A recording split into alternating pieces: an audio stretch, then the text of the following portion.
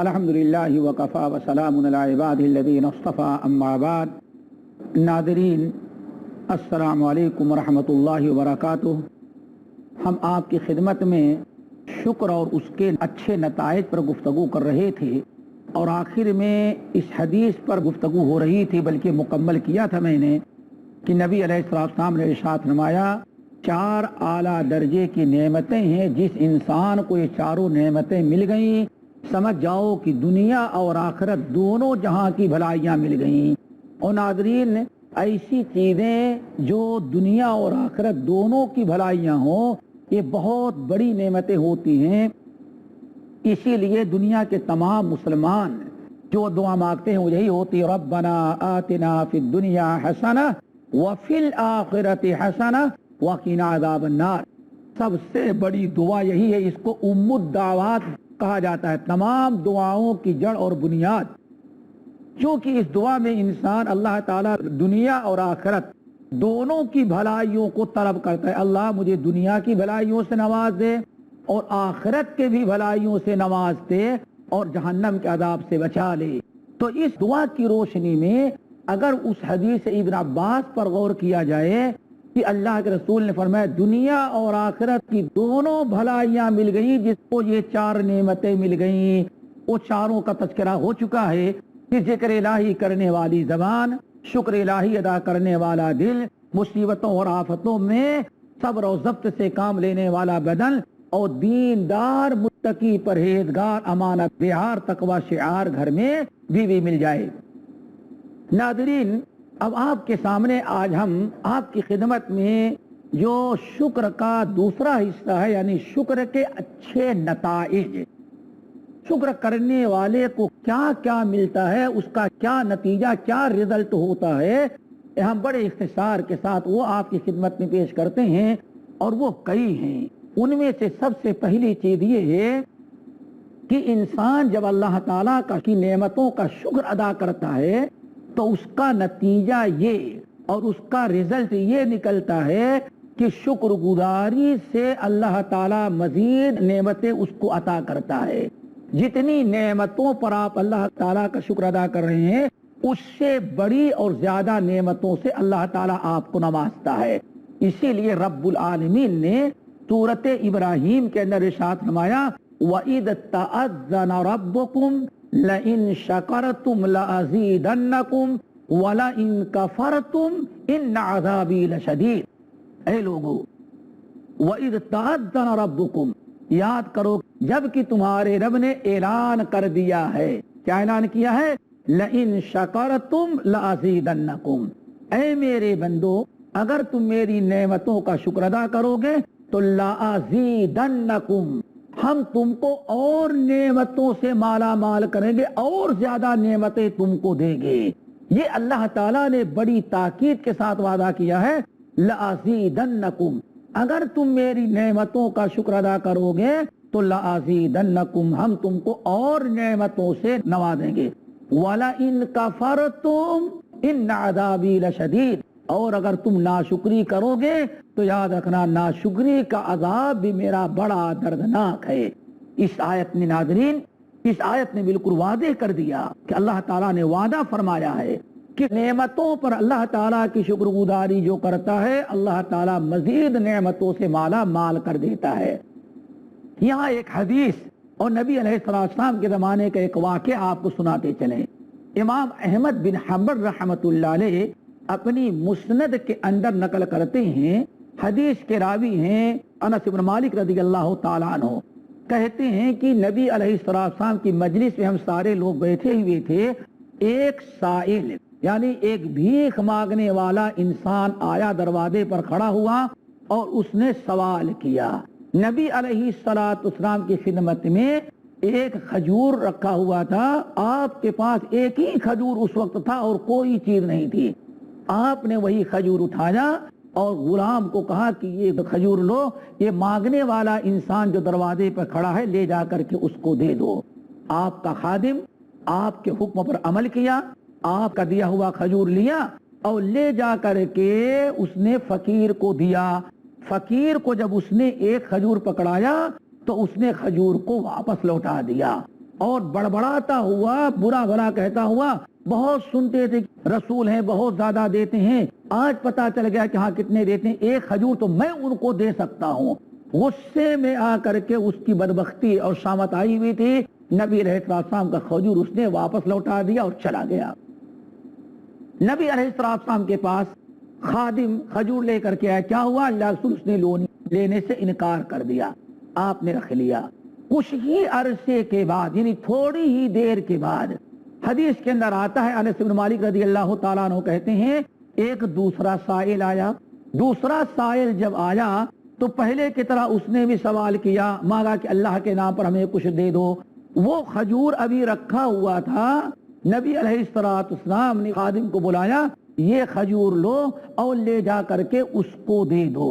جب اسے دینے کے لیے گیا, خادم جیسے کھجور پکڑانے لگا تو جتنے لوگوں نے ابھی تک بھیک دیا تھا اور جس نے جو کچھ دیا تھا اس مانگنے والے سائل نے اپنے پاکٹ میں رکھا تھا, جو ایک بیگ ایک تھیلا لٹکا رکھا تھا جمع کرنے کے لیے, سب کا ڈالتا گیا. جب نبی علیہ السلام کے ہاں کا کھجور اس کو ملا تو اس کے دل میں اس ایک کھجور کی اتنی اہمیت پیدا ہو گئی تھی کہ اس کو عام دانوں میں اور جو سارے محلے کی بھیک جہاں جمع کیا تھا اس تھیلی میں ڈالنے کے بعد اس نے اپنے ہاتھ میں لیا. اپنے ہاتھ میں لیا, نہ تو بیگ میں ڈالا اور نہ اس کو بند مٹھی میں لیا, اپنے ہاتھ پر ایسے کھجور رکھا اور کہا سبحان اللہ تمرتن طیبتن من بیت رسول اللہ, سبحان اللہ تمرتن طیبتن من بیت رسول اللہ, سبحان اللہ ایک کھجور ملا, بڑی برکت ہے, اللہ کے رسول کے گھر سے آج مجھے ایک کھجور ملا ہوا ہے. وہ آدمی بار بار یہی جملہ دہراتا جاتا, سبحان اللہ تمرتن طیبتن من بیت رسول اللہ, یہی جملہ بار بار. اللہ تعالیٰ کی ذات پاک ہے, ایک کھجور ہمیں ملا, نبی کے گھر کا یہ کھجور ہے. اس طرح سے خوش ہوتا ہوا آگے لے کر کے جا رہا تھا. ابھی کچھ ہی دور گیا تھا, ناظرین ذرا غور کریں, پہلے کو وہی کھجور ملا تو اس بدبخت نے ناشکری کی, اور دوسرے کو وہی کھجور اللہ کے رسول نے دیا تو کس قدر اللہ تعالیٰ کا شکر ادا کر رہا ہے. نہ تو کم سمجھتا ہے نہ لوٹاتا ہے. خوشی کا عالم یہ ہے کہ اس کو تھیلے میں ڈالنے کے بجائے اپنے ہاتھ پر رکھ کر کے اچھالتا ہوا سبحان اللہ تمرتن طیبتن من بیت رسول اللہ کہتا ہوا جا رہا ہے. اس نے اللہ تعالیٰ کی اس نعمت کی شکر گزاری کی. ایک کھجور تھا, اس پر اللہ تعالیٰ کا شکر, اللہ تعالیٰ کی حمد کر رہا تھا. انس بن مالک رضی اللہ تعالیٰ عنہ کہتے ہیں نبی علیہ السلام نے بلایا خادم کو اور فرمایا دیکھو اس غریب کو ایک کھجور دیے ہو کیا کام چلے گا. ام سلمہ کے پاس جاؤ اور کہو آتی ہے 40 درہما الذی عندها, جا کے کہو اے ام سلمہ تمہارے پاس 40 درہم جو رکھا ہے, نبی علیہ السلام کہہ رہے ہیں وہ 40 درہم اس فقیر کو دے دو. ایک کھجور کی قدر کیا, 40 درہم قیچ اس کو اللہ کے رسول سے دستیاب ہو گئے اور 40 درہم اللہ کے رسول نے اس کو عطا کر دیا. ناظرین یہ ایک مثال میں نے دیا ہے کہ اللہ تعالیٰ فرماتے ہیں کہ لئن شکرتم لازیدنکم, میرے بندو اگر تم میری نعمتوں کا شکر گزاری کرو گے تو ہم تمہیں ضرور سے بے ضرور اور زیادہ بڑھا کر کے دیں گے. اللہ تعالیٰ کس طرح سے شکر گزاری پر مزید نعمتیں بڑھا کر کے دیتا ہے, ناظرین آپ کے سامنے ہم نے ایک حدیث پیش کیا. دوسرا نتیجہ یعنی شکر گزاری کا دوسرا فائدہ اور دوسرا رزلٹ کیا نکلتا ہے. پہلا تو آپ نے سن لیا کہ جو نعمتوں میں مزید اضافہ ہوتا ہے اللہ تعالیٰ اور دیتے ہیں. ناظرین دوسرا فائدہ کیا ہوتا ہے, شکر گزاری کا دوسرا نتیجہ کیا نکلتا ہے, وہ یہ ہے کہ شکر گزاری کرنے کی بنا پر جو نعمتیں اللہ تعالیٰ نے آپ کو دیا ہے, اگر برابر آپ شکر گزاری کرتے رہیں گے تو وہ نعمت کبھی اللہ تعالیٰ آپ سے چھینے گا نہیں. برابر وہ نعمت آپ کے پاس رہے گی اور اس نعمت سے آپ فائدہ اٹھاتے رہیں گے, فائدہ پہنچاتے رہیں گے. اسی لیے حضرت عمر بن عبد العزیز رحمت اللہ علیہ بڑی پیاری بات کہا کرتے تھے کہ قیدوا نعم اللہ عز وجل بالشکر اے لوگو قیدو نعم اللہ تعالی بالشکر للہ عز وجل. اے لوگو عمر بن عبدالعزیز آپ حضرات جانتے ہیں خلفائے راشدین میں سے یہ کہتے تھے اے لوگو قیدو نعم اللہ نے جن نعمتوں سے تم کو نوازا ہے ان نعمتوں کو اللہ تعالیٰ کی شکر گزاری کر کے جکڑ لو. کیا مطلب تھا؟ اللہ تعالیٰ کی نعمتوں کی شکر گزاری کرو گے، اللہ تعالیٰ کا شکر کرتے رہو گے تو جو نعمتیں اللہ نے تم کو دے رکھا ہے وہ نعمتیں تمہارے پاس قائم اور دائم رہیں گی، وہ نعمتیں تم سے چھینی نہیں جائے گی. اسی لیے ہمیں حدیث یاد آئی، رسول اللہ صلی اللہ علیہ وسلم ارشاد فرماتے ہیں، ناظرین اچھی طرح سے یاد رکھو، جو نعمتیں آپ کے پاس ہیں اگر آپ ان کا شکر ادا نہیں کریں گے تو کبھی بھی اللہ تعالیٰ نعمتوں کو چھین سکتا ہے. اسی لیے حدیث کے اندر آتا ہے رسول اللہ صلی اللہ علیہ وسلم نے ارشاد فرمایا کہ انسان کو اللہ تعالیٰ نعمتوں سے نوازتا ہے اور وہ انسان اللہ تعالیٰ کی نعمتیں پا کر کے اللہ تعالیٰ کا شکر ادا کرتا ہے اور محلے کے لوگوں کو اللہ تعالیٰ کی نعمت سے فائدہ اٹھاتا ہے. جب تک وہ لوگوں کو فائدہ پہنچا رہا ہے، جب تک اللہ تعالیٰ کا شکر ادا کر رہا ہے، اللہ تعالیٰ کی دی ہوئی نعمت کو لوگوں کو دیتا رہتا ہے، یہ بھی شکر گزاری کی ایک شکل ہے. تو اللہ تعالیٰ اپنی نعمت کو اس شخص کے پاس باقی رکھتے ہیں. اور جب کوئی شخص اللہ تعالیٰ کی نعمتوں سے کا شکر ادا نہیں کرتا اور لوگوں کو نہیں دیتا اور کنجوسی اور بخیلی کر کے ساری نعمتیں اپنے ہی پاس رکھنا چاہتا ہے، اب لوگوں کو نہیں دیتا تو اللہ تعالیٰ اپنی نعمت کو اس سے چھین کر کے کسی ایسے انسان کو دے دیتا ہے جو انسان اللہ تعالیٰ کی نعمتوں کا شکر ادا کرے. ناظرین اکرام، انشاءاللہ وقفے کے بعد پھر ہم اپنا یہ موضوع لے کے حاضر ہوں گے. السلام علیکم ورحمۃ اللہ وبرکاتہ. السلام علیکم ورحمۃ اللہ وبرکاتہ. نحمد و نصلی علی رسولہ الکریم، اما بعد.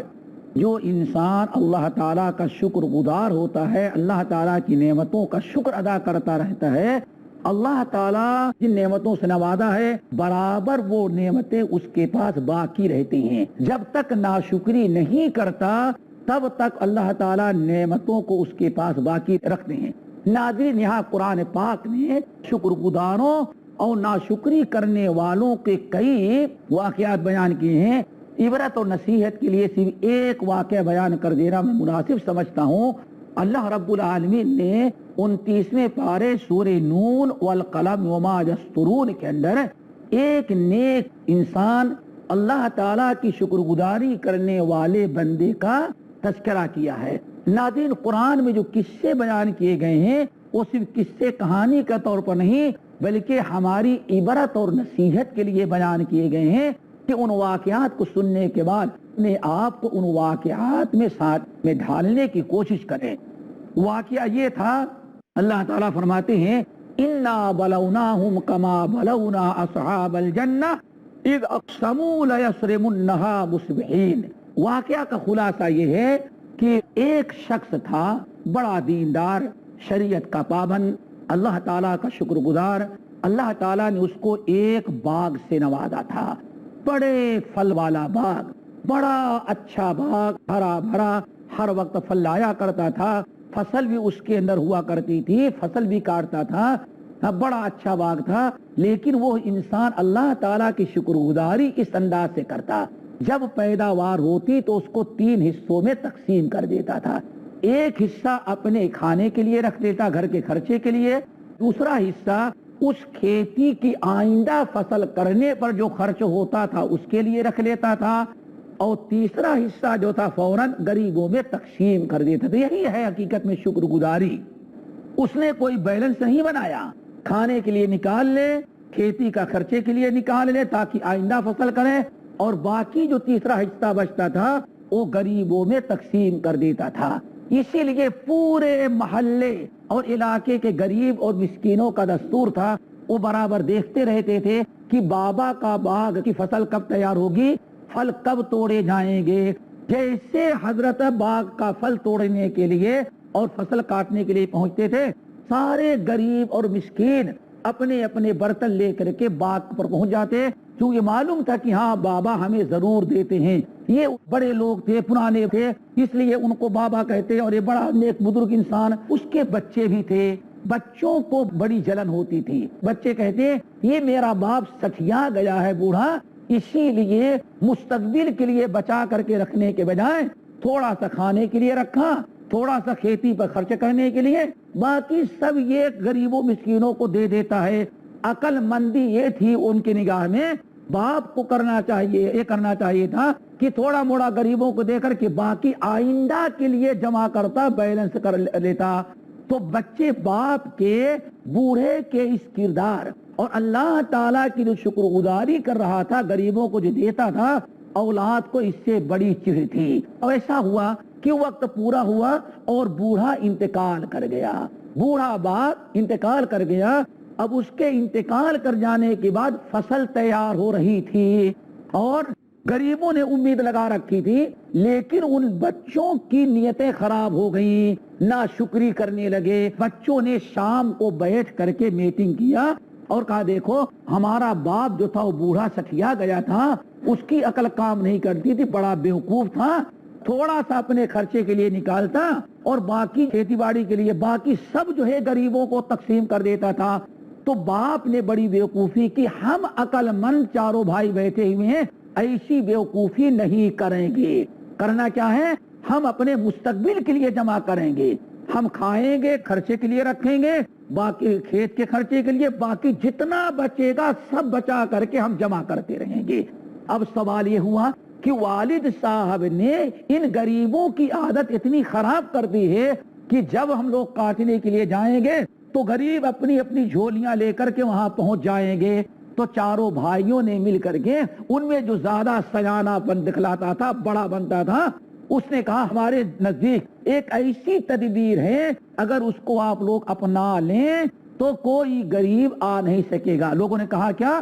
کہا غریب سوئے رہتے ہیں، دن کا انتظار کرتے ہیں، ہم لوگ رات صبح ہونے کے پہلے پوری فصل کاٹ لاتے ہیں اور سارے پھل توڑ کر کے لائیں گے، غریبوں کو دیکھنے کا موقع ہی نہیں ملے گا. لوگوں نے کہا ٹھیک ہے. وہ چلو گئے اور رات کو خوب جلدی سو گئے، اور جب سو کر کے اٹھے تو رات کو نکلے چاروں بھائی، اور جب جانے لگے تو قرآن پاک کہتا ہے وَهُمْ يَتَخَافَتُونَ، وہ اتنے آہستہ آہستہ پیر قدم اٹھا کے رکھتے تھے تاکہ کہیں غریبوں کو پتہ نہ چل جائے کہ ہم لوگ یہاں سے جا رہے ہیں. اتنا پوشیدہ طور پر انہوں نے باغ کا پھل توڑنے اور فصل نکالنے کے لیے رات کو گئے. لیکن ناظرین یہاں اتنا آپ کو بتا دیں، جب انہوں نے رات کو سونے کے پہلے یہ فیصلہ کیا کہ باپ کی طرح ہم بیوقوفی نہیں کریں گے، باپ احمق تھا، سٹھیایا ہوا، جو سارا مال غریبوں کو دے دیتا تھا، ہم لوگ سارا مال اپنے خرچے کے لیے رکھیں گے اور جو باقی رہے گا اس کو آئندہ کے لیے ہم لوگ جمع کر لیں گے، بیلنس کر لیں گے. جب ان کی نیتیں خراب ہو گئی ناظرین، ابھی وہ باغ میں پہنچے نہیں، صبح کے وقت جائیں گے، لیکن انہوں نے جب ناشکری کا ارادہ کر لیا اور غریبوں کو محروم کرنے کے لیے پلان بنا لیا تو رب العالمین فرماتے ہیں وہ تو جا کر کے اپنے بستر پر سو رہے تھے، ان کے سونے کے پہلے اور ان کے باغ کی طرف جانے کے پہلے فاصبحت کالصریم، اللہ تعالیٰ فرماتے ہیں وہ لوگ اپنے بستر پر سوئے رہ گئے، ابھی وہ نکلے بھی نہیں تھے پھل توڑنے کے لیے، بستر پر پڑے سو رہے ہیں. اللہ رب العالمین نے فرشتے کو بھیج کر کے پورے باغ کو آگ لگا کر کے جلا دیا. پورا باغ اللہ تعالیٰ فرماتے راکھ بن گیا، اور اس قدر باغ جل گیا اور وہ ابھی سوئے ہوئے ہیں. ناشکری کا ارادہ کرنا بھی اللہ تعالیٰ کے ہاں ناظرین اندازہ لگائیں اتنا بڑا جرم ہے. ابھی وہ باغ کا پھل توڑنے کے لیے بھی نہیں گئے تھے، پلاننگ کی اور اپنا پروگرام بنایا کہ صبح جا کر کے چپ کے توڑ لائیں گے، لیکن ناشکری کا ارادہ اور غریبوں کو محروم کرنے کا ارادہ اتنا برا ہے اور ایسا بدترین کردار ہے کہ اللہ تعالیٰ نے بوڑھے باپ کو ایک زمانے سے جو نعمت دے رکھی تھی، اولاد جب اس کے وارث بنے تو ناشکری کے بنا پر سوئے ہوئے ہیں. پورے باغ کو اللہ تعالیٰ نے جلا کر کے راہ کر دیا. اب صبح اٹھے ایک دوسرے کا دروازہ اٹھ کھڑکاتے ہیں، جلدی چلو پھل توڑ لاؤ، جلدی چلو فصل کاٹ لاؤ، کہیں ایسا نہ ہو غریب داخل پہنچ جائیں۔ اور چونکہ والد نے غریبوں کی عادت خراب کر رکھی ہے، اگر تھوڑی سے تاخیر کرو گے تو اپنی اپنی جھولیاں لے کر کے سارے غریب پہنچ جائیں گے۔ جب یہ سارے لوگ پلان بنا کر کے رات میں گئے تو وہاں جانے کے بعد دیکھتے باغ کا وجود ہی نہیں۔ اب آپس میں کہتے ہیں شاید ہم لوگ راستہ بھٹک گئے۔ دوسرا کہتا ہے نہیں بھٹک نہیں گئے، ہمارے باغ کے بازو میں یہی باغ تھا، دیکھو ساری نشانیاں ہیں۔ جب خوب یقین ہو گیا کہ یہی ہمارا باغ ہے، اب انہیں احساس ہوا کہ شاید ہم نے جو اللہ تعالیٰ کی ناشکری کا ارادہ کیا اور باپ جو نیک عمل کرتا تھا، شکر گزاری کرتا تھا، ہم نے اس کو بیوقوف سمجھ کر کے اس کار خیر سے غریبوں کو محروم کرنا چاہا۔ شاید اسی بنا پر اللہ تعالیٰ نے ناراض ہو کر کے ہمارے اس باغ کو جلا کر کے ہم کو محروم کر دیا۔ اب آپس میں فَأَقْبَلَ بَعْضُهُمْ عَلَىٰ بَعْضٍ يَتَلَاوَمُونَ، اللہ تعالیٰ فرماتے ہیں اب آپس میں ایک دوسرے کو ملامت کرنے لگے، تم نے یہ رائے پیش کی تھی، وہ کہتا ہم نے نہیں، تمہاری غلطی ہے۔ آخر میں ایک نے یہ کہا کہ دیکھو اب ملامت کرنے سے فائدہ نہیں ہوگا، سب کے سب مجرم ہیں، ناشکری کا ارادہ سب لوگوں نے کیا۔ باپ ایک اچھا کام کرتا تھا، اللہ تعالیٰ اس میں برکت دیا تھا، ایک عرصے سے باغ پر والد صاحب باغ کے ذریعے لوگوں کو فائدہ پہنچاتے رہے، کبھی یہ بلا اور آفت نہیں آئی۔ آج تم نے ناشکری کیا تو اللہ تعالیٰ نے تم سے اس نعمت کو چھین لیا۔ بہتر یہ ہے کہ اب توبہ استغفار کرو اور اللہ تعالیٰ کے سامنے رو گڑ گڑاؤ اور اللہ تعالیٰ سے معافی مانگو۔ ممکن ہے کہ توبہ استغفار کرو اور آئندہ ایسی حرکت نہ کرنے کا وعدہ کرو تو ممکن ہے اللہ تعالیٰ معاف کر دے اور تمہارے باغ کو واپس لوٹا دے۔ بہرحال ناظرین، آپ کے سامنے میں نے قرآن یہ واقعہ پیش کیا اس چیز کی مثال دیتے ہوئے کہ اگر اللہ تعالیٰ کی نعمتوں کو آپ اپنے پاس باقی رکھنا چاہیں تو اس کی صرف ایک شکل ہے کہ اللہ تعالیٰ کے نعمتوں کی شکر گزاری کی جائے۔ جب تک آپ اللہ تعالیٰ کی نعمتوں کی شکر گزاری کریں گے، اللہ تعالیٰ آپ کے پاس اپنی نعمت کو باقی رکھے گا۔ ورنہ یاد رکھیں، جو اللہ آپ کو دینے پر قدرت رکھتا ہے وہی اللہ ناشکری کریں گے تو اپنی نعمت آپ سے چھیننے پر بھی قدرت رکھتا ہے، اور جب رب ناراض ہو کر کے آپ کی ناشکری سے اپنی نعمت کو چھینے گا تو دنیا کی کوئی طاقت آپ کو دوبارہ نعمتوں سے مالا مال نہیں کر سکتی۔ اسی لیے امیر المومنین عمر بن عبدالعزیز رحمۃ اللہ علیہ نے بڑی پیاری بات کہی تھی، کئی یہ